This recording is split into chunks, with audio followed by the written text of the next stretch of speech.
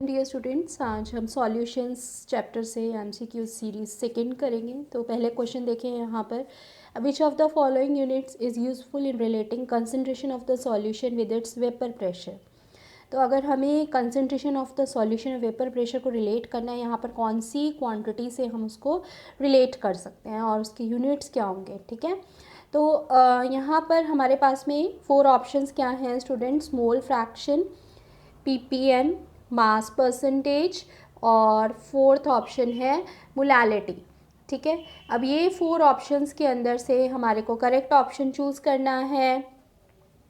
हमारे पास में जो क्वांटिटी होगी स्टूडेंट्स वो क्या होगी, यहाँ पर सबसे पहले इसके लिए रिलेशनशिप देखो, जो हमने लॉज पढ़े थे उसमें राउल्ट्स लॉ के अंदर हमने पढ़ा था कि वेपर प्रेशर और मोल फ्रैक्शन आपस में किस तरह से रिलेटेड है। इनफैक्ट मोल फ्रैक्शन जो है सॉल्यूट का सॉल्यूशन के अंदर वो क्या यहाँ पर डिनोट करता है, क्या हमें यहाँ बताता है, कंसंट्रेशन ऑफ द सॉल्यूशन। ठीक है, मोल फ्रैक्शन हमें कंसंट्रेशन ऑफ द सॉल्यूशन बताता है और वेपर प्रेशर से इसको हम किस रिलेशन से रिलेट कर सकते हैं, राउल्ट्स लॉ में हमने पढ़ा था P not minus P S by P not. P not क्या है यहाँ पर, vapour pressure of the pure solvent, और पी एस क्या है, pressure of the solution. P not is again vapour pressure of the pure solvent. तो relative lowering in vapour pressure ये हमारा यहाँ पर मोल फ्रैक्शन के बराबर है। तो ये quantity mole fraction A option यहाँ पर जो है वो हमारा होगा करेक्ट ऑप्शन। ठीक है, नेक्स्ट क्वेश्चन यहाँ पर देखें, ऑन डिजॉल्विंग शुगर, अगर हम शुगर को वाटर में डिज़ोल्व करते हैं, ठीक है, रूम टेम्परेचर पर, तो सॉल्यूशन जो है वो हमारा कुछ वहाँ कूल होने लगता है टच करने के बाद में। इनमें से किस केस में जो हम 4 ऑप्शंस पढ़ेंगे उसमें आपको बताना है, under which of the following cases dissolution of sugar will be most rapid. ठीक है, तो यहाँ पर डिसोल्यूशन अगर हमें शुगर का करना है तो किस केस के अंदर सबसे ज़्यादा हमें यहाँ पर डिसोल्यूशन के चांसेस हाईएस्ट हैं। ठीक है, तो यहाँ पर देखो हमारे पास में 4 ऑप्शंस क्या हैं students, these are the 4 options. सबसे पहला ऑप्शन देखो यहाँ पर हमारे पास में है sugar crystals in cold water, sugar crystals in hot water, powdered sugar in cold water, powder sugar in hot water. तो ये हमारे पास में 4 ऑप्शंस हुए।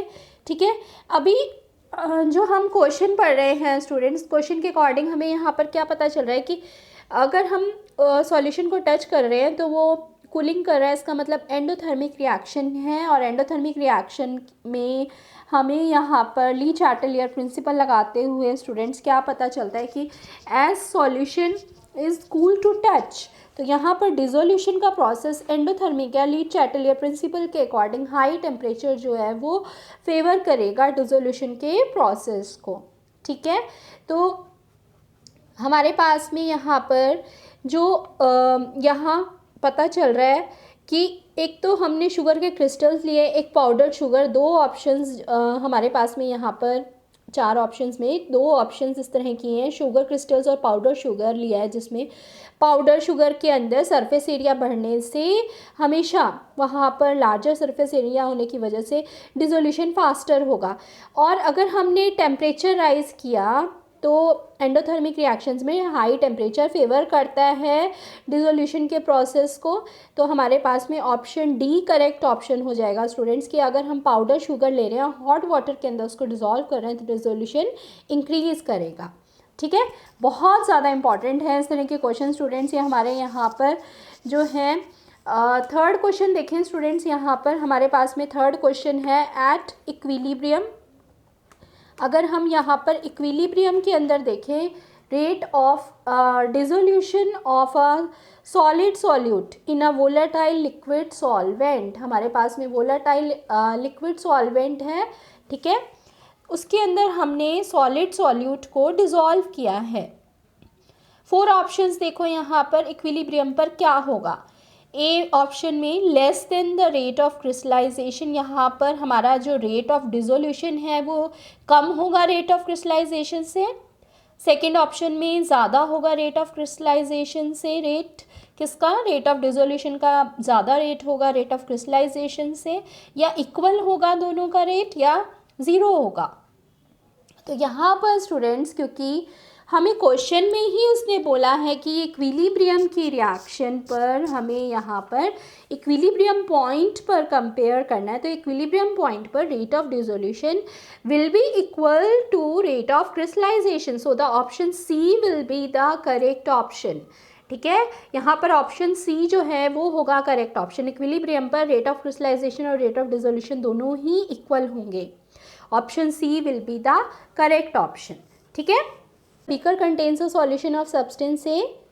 Precipitation of substance A takes place when small amount of A is added to the solution. ठीक है, अभी इस question में इसने क्या कहा है कि हमारे पास में एक बीकर के अंदर सब्सटेंस ए सॉल्यूशन में प्रेजेंट है और प्रेसिपिटेशन हो जाता है सब्सटेंस ए का जब हम थोड़ा सा और ज़्यादा अमाउंट ए का ऐड करते हैं सॉल्यूशन में।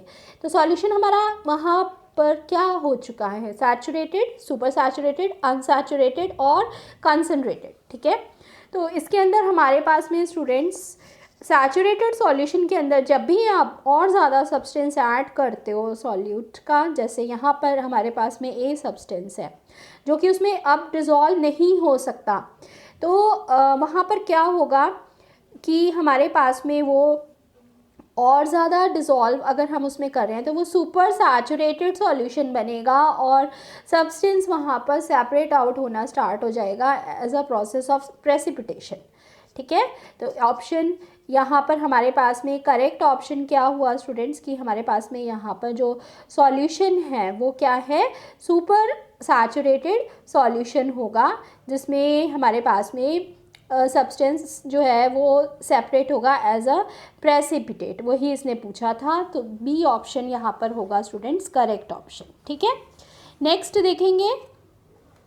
नेक्स्ट है स्टूडेंट्स हमारे पास में यहाँ पर maximum amount of solid solute that can be dissolved in a specified amount of a given liquid solvent that does not depend upon temperature, nature of the solute, pressure, nature of the solvent। तो maximum amount of solid solute जो कि हम dissolve कर सकते हैं किसी भी specified amount of given liquid solvent में, वो किस पर डिपेंड नहीं करता, टेम्परेचर पर, नेचर ऑफ द सॉल्यूट पर, प्रेशर पर, नेचर ऑफ द सॉल्वेंट पर। ठीक है, तो यहाँ पर हमारे पास में प्रेशर जो है स्टूडेंट्स ऐसी क्वांटिटी है जो कि हमारी यहाँ पर इसका करेक्ट ऑप्शन होगी। मैक्सिमम अमाउंट हम सॉलिड सॉल्यूट का जो कि एक specified amount of liquid solvent में डिज़ोल्व कर सकते हैं वो प्रेशर पर डिपेंड नहीं करेगा, बाकी तीनों क्वांटिटीज़ पे डिपेंड करेगा, टेम्परेचर पे डिपेंड करेगा, नेचर ऑफ द सॉल्यूट पे डिपेंड करेगा और नेचर ऑफ द सॉल्वेंट पर भी डिपेंड करेगा। ठीक है, नेक्स्ट क्वेश्चन देखें। नेक्स्ट है स्टूडेंट्स हमारे पास में यहाँ पर the next one is low concentration of oxygen in the blood.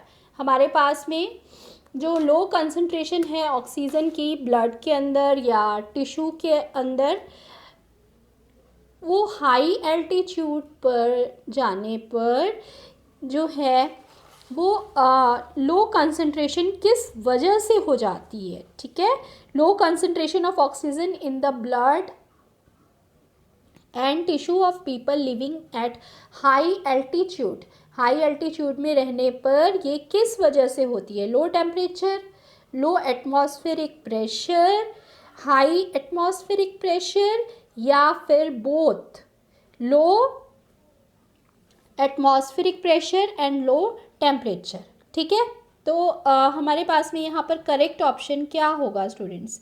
देखो जब हमारा ह्यूमन बॉडी का टेम्परेचर, बॉडी टेम्परेचर जो है वो कांस्टेंट रहता है, बॉडी टेम्परेचर तो हमारा ह्यूमन बॉडी का कांस्टेंट है, लेकिन जैसे ही हम हाई एल्टीट्यूड पे मूव करते हैं तो हमारे अंदर, बॉडी के अंदर जो ब्लड में ऑक्सीजन की कंसंट्रेशन है वो कम होने लगती है because of the low atmospheric pressure.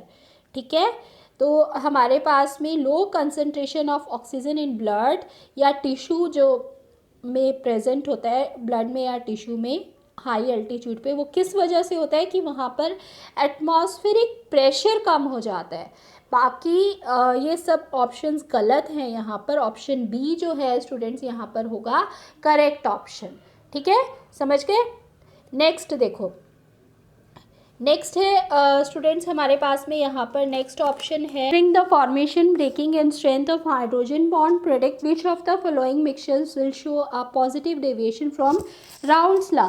Round law से पॉजिटिव डेविएशन कौन सा मिक्सचर शो करेगा, और हमें यहाँ पर हाइड्रोजन बॉन्ड को कंसीडर करना है। मिथेनॉल एंड एसीटोन यहाँ पर फर्स्ट ऑप्शन है, सेकेंड क्लोरोफॉर्म एंड एसीटोन है, third nitric acid and water है, और फोर्थ फिनॉल एंड एनिलीन है स्टूडेंट्स। तो यहाँ पर हमारे पास में स्टूडेंट्स जैसे कि हम चारों ऑप्शंस में देख रहे हैं कि मिथेनॉल जो है उसमें हाइड्रोजन बॉन्ड प्रेजेंट होगा। क्यों होगा? क्योंकि मिथेनॉल CH3OH में ऑक्सीजन इलेक्ट्रोनेगेटिव एटम है, हाइड्रोजन एटम भी प्रेजेंट है, दोनों एसेंशियल कंडीशंस प्रेजेंट है। तो हाइड्रोजन बॉन्ड वहाँ पे ऑलरेडी सॉल्वेंट में प्रेजेंट था। जब एसीटोन हमने वहाँ पर ऐड किया तो हाइड्रोजन बॉन्ड को ब्रेक डाउन किया उसने। हाइड्रोजन बॉन्ड को ब्रेक डाउन करने से अब यहाँ पर वो सॉल्यूशन पॉजिटिव डेविएशन शो करेगा राउल्ट लॉ से। तो ऑप्शन ए यहाँ पर होगा स्टूडेंट्स हमारा यहाँ करेक्ट ऑप्शन। ठीक है, यहाँ पर CH3OH मिथेनॉल के अंदर यहाँ पर हाइड्रोजन बॉन्ड प्रेजेंट है, क्योंकि यहाँ पर इलेक्ट्रोनेगेटिव ऑक्सीजन एटम भी प्रेजेंट है, हाइड्रोजन एटम भी प्रेजेंट है, तो इस वजह से यहाँ पर हाइड्रोजन बॉन्ड होगा। लेकिन जब हमने एसीटोन यहाँ पर ऐड करा CH3COCH3, तो वहाँ पर हमारे पास में इस हाइड्रोजन बॉन्ड का ब्रेक डाउन हो गया। हाइड्रोजन बॉन्ड जो है अगर ब्रेक डाउन होगा यहाँ पर तो हमारे पास में ये जो इंटरैक्शंस थी यहाँ पर वो कम हो जाएंगी, मिथेनॉल के बीच की जो इंटरैक्शंस थी वो कम हो जाएंगी, और राउल्ट्स लॉ जो है वो पॉजिटिव डेविएशन शो करेगा। ठीक, देखिए यहाँ पर कॉलिगेटिव प्रॉपर्टी डिपेंड्स ऑन, यहाँ पर हमारे पास में चार ऑप्शंस है। कॉलिगेटिव प्रॉपर्टी किस पे डिपेंड करती है? Nature of the solute particles dissolved in the solution, number of solute particles in the solution, physical properties of the solute particles dissolved in the solution, nature of the solvent particles. तो colligative property हमारी depend करती है number of solute particles पर। ठीक है, हमारा जो colligative property है चारों ऑप्शन में से करेक्ट ऑप्शन यहाँ पर होगा बी ऑप्शन। नेक्स्ट देखो, इसी तरह से एक क्वेश्चन है स्टूडेंट्स ये भी, विच of the following aqueous solution, यहाँ पर किस एक्वस सॉल्यूशन के अंदर should have the highest boiling point. Highest boiling point किस में होगा? 1.0 molar NaOH, 10 molar Na2SO4, 1.0 molar ammonium nitrate, 1.0 molar KNO3। तो इसमें स्टूडेंट्स एक्वा सॉल्यूशन के अंदर किस में हाईएस्ट बॉइलिंग पॉइंट होगा? अब क्योंकि हमने यहाँ पर बॉइलिंग पॉइंट देखना है तो ये एक कॉलिगेटिव प्रॉपर्टी है जो कि नंबर ऑफ सॉल्यूट पार्टिकल्स पे डिपेंड करेगी। नंबर ऑफ सॉल्यूट पार्टिकल्स यहाँ पर देखो किसमें मैक्सिमम हमें मिल रहे हैं, NaOH के अंदर Na पॉजिटिव OH नेगेटिव में स्प्लिट अप होगा ये। ठीक है, NH4NO3 के अंदर भी इसी तरह से NH4 पॉजिटिव NO3 नेगेटिव में, KNO3 के अंदर भी K पॉजिटिव NO3 नेगेटिव में। लेकिन Na2SO4 में यहाँ पर ये किस में स्प्लिट अप हो रहा है? 2 Na पॉजिटिव और SO4 2 नेगेटिव आयन में। ठीक है, तो इस वजह से यहाँ ऑप्शन बी के अंदर हमारे को ज़्यादा नंबर ऑफ सॉल्यूट पार्टिकल्स मिल रहे हैं। जितना ज़्यादा नंबर ऑफ सॉल्यूट पार्टिकल्स मिलेंगे उतना ही यहाँ पर हाईएस्ट बॉइलिंग पॉइंट होगा। तो ऑप्शन बी यहाँ पर होगा स्टूडेंट्स करेक्ट ऑप्शन। ठीक है, नेक्स्ट देखो यहाँ पर यूनिट ऑफ एबिलियोस्कोपिक कांस्टेंट, हमारे पास में यहाँ पर जो है एबिलियोस्कोपिक कांस्टेंट की यूनिट क्या होगी? चार ऑप्शंस हमें यहाँ पर गिवन है। सबसे पहले तो आपको यहाँ पर ये पता होना चाहिए कि एबिलियोस्कोपिक कांस्टेंट होता क्या है। तो एबिलियोस्कोपिक कांस्टेंट क्या होता है स्टूडेंट्स? आपने पढ़ा था कि delta TB is equal to KB into M। ठीक है, तो वहाँ पर हमारे पास में जो KB है, KB वो एबिलियोस्कोपिक कांस्टेंट है, और delta TB is equal to KB by M। तो KB क्या हो जाएगा? Delta TB by M। Delta TB का यूनिट टेम्परेचर का यूनिट केल्विन, और m वहाँ पर मोलालिटी है तो मोलालिटी का इन्वर्स हो जाएगा केल्विन मोलालिटी इन्वर्स। अगर आपको ये ऑप्शन नहीं मिलता है तो मोलालिटी के यूनिट किलोग्राम पर मोल होते हैं, क्योंकि मोलालिटी क्या होती है students, number of moles of solute dissolve पर किलोग्राम ऑफ द सॉल्वेंट। ठीक है, तो हमारे पास में मोलालिटी के यूनिट्स जो है यहाँ पर हमने लिखे, और के हमारा यहाँ पर टेम्परेचर है। तो इस तरीके से आपको ये क्वेश्चन एबिलियोस्कोपिक कांस्टेंट के यूनिट्स के फॉर्म में भी यहाँ पर मिल सकता है। 4 ऑप्शन में हमारे पास में यहाँ करेक्ट ऑप्शन होगा स्टूडेंट्स ऑप्शन ए। तो इस तरीके से हमने आज यहाँ पर बहुत ही इम्पॉर्टेंट 4 ऑप्शंस जो है उनको देखा, उनमें से करेक्ट ऑप्शन कौन सा है, 10 इंपॉर्टेंट क्वेश्चंस करे हैं। नेक्स्ट जो है आपके MCQ सीरीज़ के साथ आपसे जल्दी ही मिलेंगे। Till then goodbye students.